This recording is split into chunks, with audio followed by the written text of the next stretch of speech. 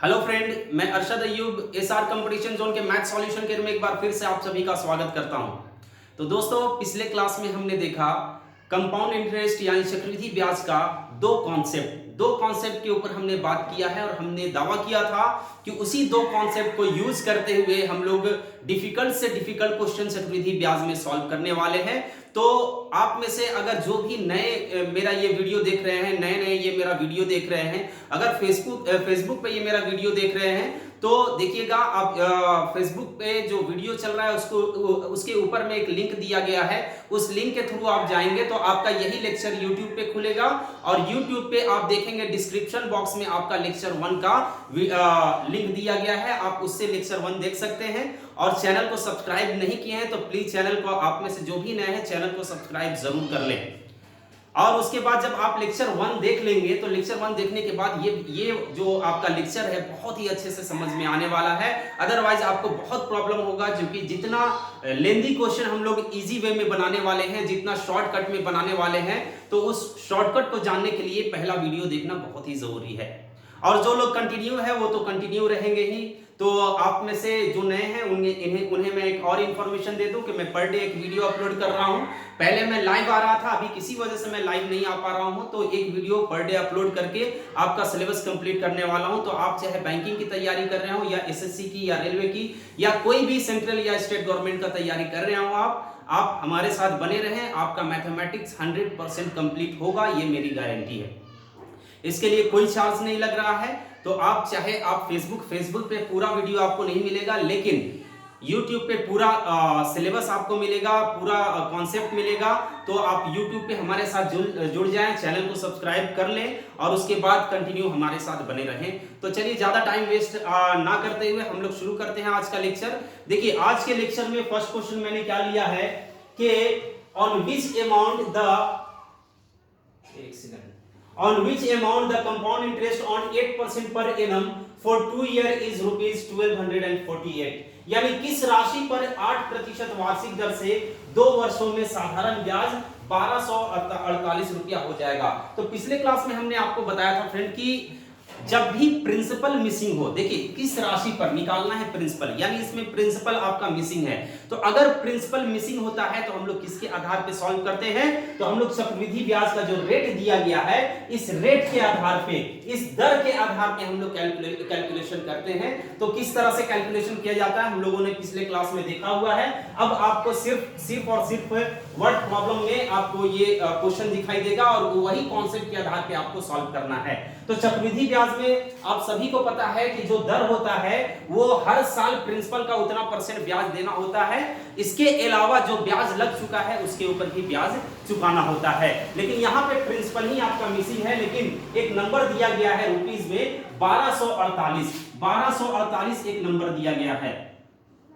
1248 एक नंबर दिया गया है। हमने पिछले क्लास में आपको कहा था, आपको बताया था कि जब भी एक संख्या दिया रहे रुपीस के आधार पे, इसके परसेंटेज वैल्यू का पता लगाइए। और इसके परसेंटेज वैल्यू का पता लगाने के बाद क्या करना है, तो किसी भी संख्या का परसेंटेज वैल्यू अगर पता है तो उसको कहां लिखते हैं? उसी संख्या के नीचे लिखते हैं। और जो परसेंटेज वैल्यू निकालना है उसको हम लोग क्या करते हैं? मल्टीप्लाई करते हैं। तो सबसे पहले हमें यह देखना है कि ये 1248 ये कितना परसेंट है, इसका परसेंटेज वैल्यू क्या है। तो इसके लिए हमें यह देखना होगा कि ये 1248 किस तरह का राशि है, किस तरह का अमाउंट है ये। तो पता चला कि ये आपका कंपाउंड इंटरेस्ट है, यानी चक्रवृद्धि ब्याज है। तो आपको यह देखना होगा कि चक्रवृद्धि ब्याज रुपीस के आधार पे तो आपको पता चल गया, लेकिन चक्रवृद्धि ब्याज यही 2 साल में टोटल कितना % लगा होगा।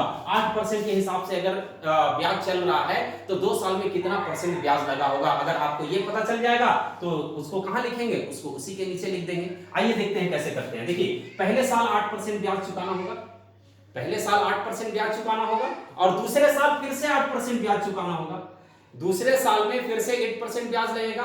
लेकिन चूंकि ये आपका चक्रवृद्धि ब्याज है तो चक्रवृद्धि ब्याज में क्या होता है? ब्याज के ऊपर भी ब्याज चुकाना होता है। यानी पिछले साल में ये जो 8% ब्याज लगा था, इस 8% का भी 8% और चुकाना होगा। तो 8 का 8% ऐसे तो हरगिज मत निकालिएगा कि 8 गुना 8/100 ऐसे मत निकालिएगा, या यहां तक अगर आप कर भी लिए हैं तो ऐसे तो हरगिज मत कीजिएगा कि इसको काटना शुरू कर दे। 4 गुना 8 और 4 से 25 बार में, यानी कि 16/25 और उसके बाद आप पॉइंट में लिखें। कभी ऐसे नहीं करना है चक्रवृद्धि ब्याज में। चक्रवृद्धि ब्याज में परसेंटेज बहुत कैलकुलेट करना होता है, लेकिन जब भी रेट दिया हुआ रहता है चक्रवृद्धि ब्याज में तो ये छोटा सा रेट दिया रहता है, मैक्सिमम 16%, 15%, या तो फिर आपका 4%, 5%, 3%, 8%, 10% ऐसा वैल्यू दिया रहेगा जो दर रहता है, जो रेट रहता है। तो उसके लिए आपको क्या करना है कि नॉर्मली आपको क्या करना है कि 8 का 8% निकालना है। 8 का 8% निकालने का मतलब क्या है कि 8 गुना 8 तो करना ही है, उसके बाद 100 से डिवाइड कर देना है। जितना परसेंट निकालना उसको मल्टीप्लाई कीजिए, ये स्टेप भी फॉलो करने की जरूरत नहीं है। 8 का 8% का मतलब क्या हुआ? 8 का 8% का मतलब हुआ 8 × 64, 64/100। और ये 100 अगर 1 के साथ 2 जीरो लगा हुआ है तो ये छोटा सा कॉन्सेप्ट तो आप सभी को पता होगा कि 1 के साथ 2 जीरो है, तो अगर 2 जीरो है तो इसका मतलब क्या हुआ कि 2 अंक के पहले यहाँ पे पॉइंट बैठ जाएगा। अगर 3 अंक होता तो 3 अंक के पहले पॉइंट बैठता, 1 अंक होता, अगर 1 जीरो होता तो 1 अंक के पहले पॉइंट बैठता। यानी 8 का 8% कितना निकल गया? 0.64। तो यहाँ पे हम लिखेंगे 0.64, यानी कि दूसरे साल में प्रिंसिपल पे 8% तो लगेगा ही लगेगा, इसके अलावा जो पहले ब्याज लग चुका है इसका भी 8% चुकाना होगा। इस तरह से टोटल कितना परसेंट 2 साल में ब्याज लगेगा अपना, तो टोटल कितना परसेंट लगेगा? तो 8 और 8 16, सबको जोड़ दीजिए। 8 और 8 16, और 16 में 0.64 को ऐड करेंगे तो कितना हो जाएगा? 16.64 हो जाएगा, 16.64 हो जाएगा। ये 16.64 क्या है? ये 2 साल का ब्याज है टोटल परसेंटेज रूप में। और रुपया के आधार पे कितना है 2 साल का? तो 1248। रुपया के आधार पे 2 साल का ब्याज कितना? 1248। परसेंट के आधार पे 16.64।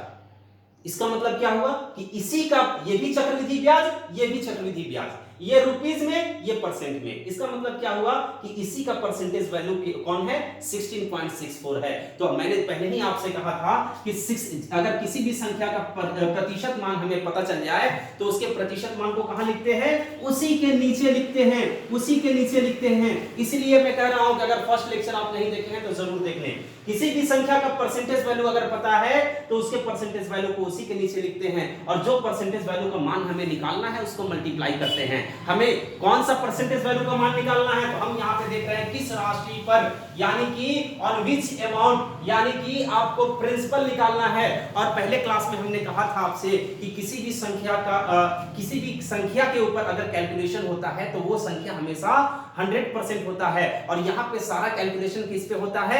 प्रिंसिपल पे ही सारा कैलकुलेशन होता है। जितने पैसे का हम लेन देन करते हैं उतना ही का तो ब्याज लगेगा ना। तो जो पैसा आपका प्रिंसिपल होता है वो हमेशा कितना परसेंट माना जाता है? वो हमेशा 100% माना जाता है। यानी यहाँ पे प्रिंसिपल निकालना है, इसका मतलब 100% का वैल्यू निकालना है। तो जितना परसेंट का वैल्यू निकालना है उसको हम लोग क्या करेंगे? मल्टीप्लाई कर देंगे तो अपना आंसर आ जाएगा। तो आइए इसको मल्टीप्लाई करते हैं, इसको सॉल्व करते हैं। देखिए आपका आंसर कितना इजी वे में आएगा। अगर फॉर्मूला से आप बनाते तो बहुत ही डिफिकल्ट होता। यहाँ पॉइंट हटेगा तो पॉइंट हटने के बाद 2 जीरो बैठ जाएगा यहाँ पे, उसके बाद आप काट दीजिए। देखिए तो 2 बार में ये तो कटेगा नहीं, तो एक काम करते हैं पहले 4 से काट देते हैं। 4 से ये 25 बार में कटेगा, 4 से 4 चौके 16, 1 4 छके 24। अभी देखिए काटने का तरीका ये है, यहाँ पे आप ऑप्शन देख रहे हैं कोई भी नंबर पॉइंट में नहीं है, इसका मतलब ये एग्जैक्ट कट रहा है। एग्जैक्ट कट रहा है तो हम क्या करेंगे कि यूनिट प्लेस के आधार पे पहले हम लोग देख लेते हैं। 6 का टेबल पढ़ेंगे तो कितना बार में 8 आएगा? तो 6 का टेबल अगर 3 बार हम पढ़ते हैं, 3 टाइम्स पढ़ते हैं, तो लास्ट में 8 आता है। तो एक बार चेक करके देख लीजिए 3 से मल्टीप्लाई करके कि इतना आता है क्या। तो 3 से अगर हम गुना करेंगे तो 3 6 18, 1 बच गया, 3 1 3 प्लस 1 4, 3 4 12, बिल्कुल सही। तो ये आपका 3 टाइम्स में कट जा रहा है। ये आपका अप्रोच होता है काटने का। डायरेक्ट काटिए, छोटे छोटे अंक से मत काटिए। तो 25 की आए 75, और 75 गुना 100 कितना आंसर आपका आ जाएगा? 7500। तो ये आपका प्रिंसिपल निकल जाएगा। ये आपका क्या निकल गया? प्रिंसिपल निकल गया। तो देखिए कितना इजी वे में सॉल्व हो गया। तो एक क्वेश्चन में आपको फिर से इसी तरह का क्वेश्चन एक बार मैं दूंगा। अगर आप इसको नोट करना चाहते हैं तो वीडियो को पॉज करके इसे नोट कर लें। पेन पेपर लेकर के, हमेशा पेन पेपर लेकर के बैठा करें। पेन पेपर लेके बैठेंगे तो जितना बेनिफिट वीडियो देखने में होता है उससे डबल बेनिफिट होने वाला है। तो आपसे रिक्वेस्ट है कि पेन पेपर लेकर के बैठे, क्योंकि मैं क्वेश्चन भी दूंगा। हर क्वेश्चन को बताने के बाद एक क्वेश्चन मैं आपके लिए जरूर दूंगा। तो यहाँ पे आप क्या करें कि इसको नोट कर ले, वीडियो को पॉज करें और इसको नोट कर लें, और उसके बाद फिर वीडियो को रिज्यूम करके अगला क्वेश्चन आप लोग देख लें। उम्मीद करते हैं वीडियो को पॉज करके आप लोग नोट कर लिए होंगे। तो चलिए हम लोग देखते हैं अगला क्वेश्चन क्या है आपका। तो फ्रेंड देखिए आपका सेकंड नंबर क्वेश्चन क्या कहता है, सारा क्वेश्चन सेम है।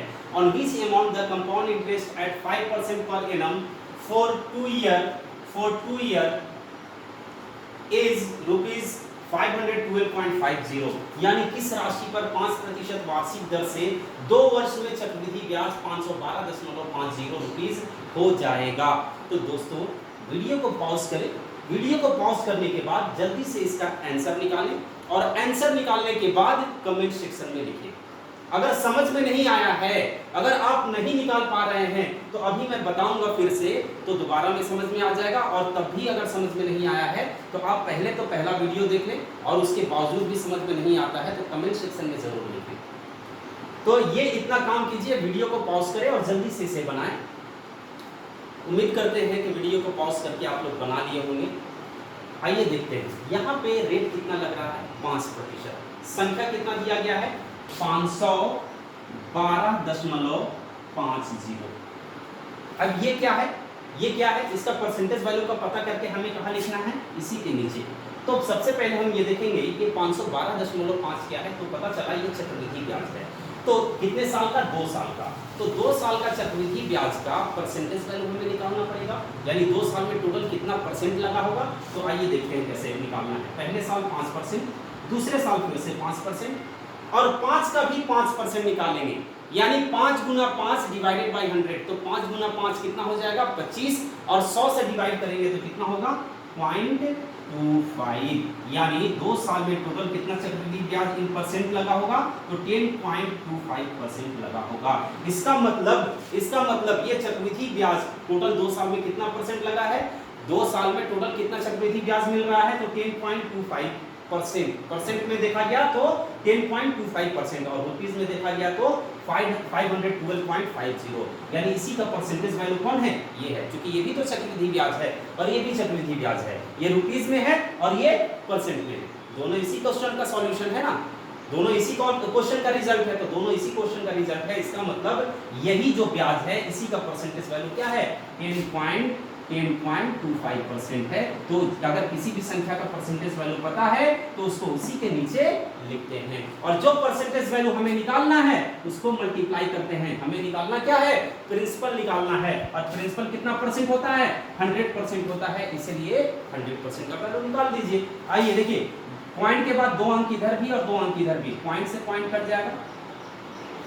लास्ट में 5 है तो 5 के टेबल में तो 5 बहुत बार में आता है। आइए इधर से जज करते हैं हम लोग।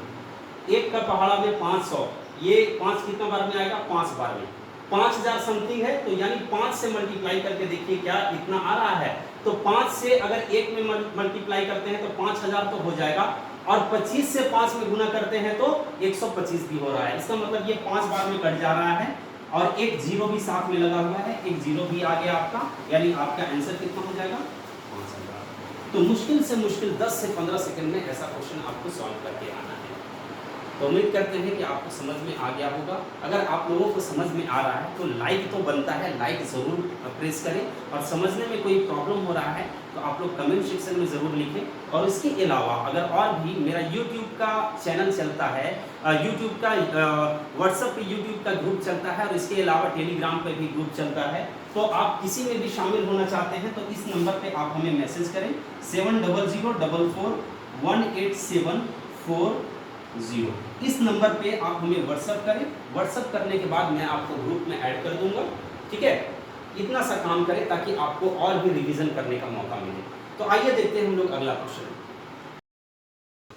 तो फ्रेंड देखिए, क्वेश्चन नंबर 3 आपका क्या कहता है, if on a sum of amount the compounded interest at 5% per annum for 2 year is ₹410, then find simple interest.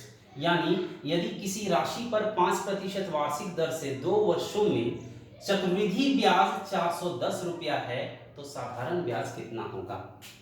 अब देखिए यहाँ से डिफिकल्ट लेवल डिफिकल्टी आपके लिए स्टार्ट हो जाएगा, लेकिन डिफिकल्ट उनके लिए है जिनके पास कॉन्सेप्ट नहीं है।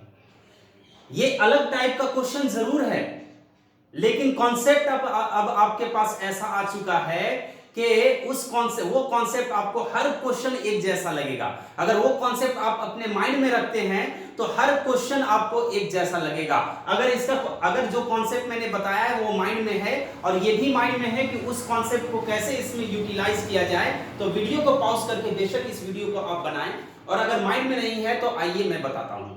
देखिए, मैंने सबसे पहले क्या कहा है, चक्रवृद्धि ब्याज में एक राशि दिया हुआ रहेगा, सबसे पहले उसको लिख लेना है। ये राशि दिया गया है और उसको सबसे पहले लिख लेना है। और दूसरा काम क्या करना है, अब इसके परसेंटेज वैल्यू का पता लगाना है।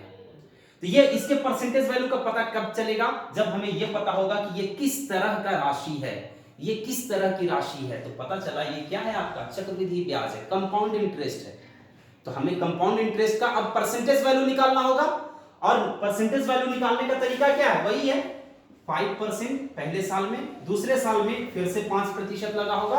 और अब 5 का भी 5%, यानी 5 गुना 5 बटे में 100, यानी 5 गुना 5 25 हो जाएगा और 100 से भाग देंगे तो 0.25, यानी 2 साल में टोटल चक्रवृद्धि ब्याज कितना लगेगा, तो 10.25%।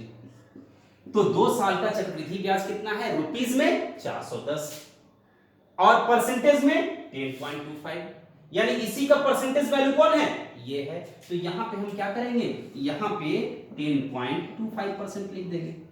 अब आपके माइंड में आ रहा होगा कि मूलधन निकालने के लिए तो सर ने बता दिया है प्रिंसिपल 100% होता है, तो यहां पे हम क्या करेंगे, 100 से गुना कर देंगे और 100 से गुना करने के बाद आपका क्या निकल जाएगा, प्रिंसिपल निकल जाएगा, प्रिंसिपल निकल जाएगा। अब जब प्रिंसिपल निकल जाएगा तो प्रिंसिपल पता होगा और दर यानी रेट आपको पता है और समय भी आपको पता है 2 साल।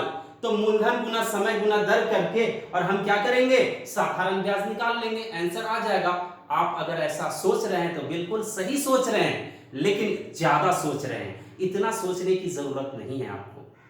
अगर आप ऐसा सोच रहे हैं कि पहले हम मूलधन निकाल लेते हैं, प्रिंसिपल निकाल लेते हैं और प्रिंसिपल निकालने के बाद रेट और टाइम तो हमें पता है ही, तो इसके आधार पर साधारण ब्याज निकालना क्या मुश्किल है, बिल्कुल मुश्किल नहीं है, आराम से निकाल सकते हैं। लेकिन जब इतने समय मेरा क्वेश्चन बन सकता है तो हम इतना लंबा चौड़ा लिफाफा क्यों अपनाएं।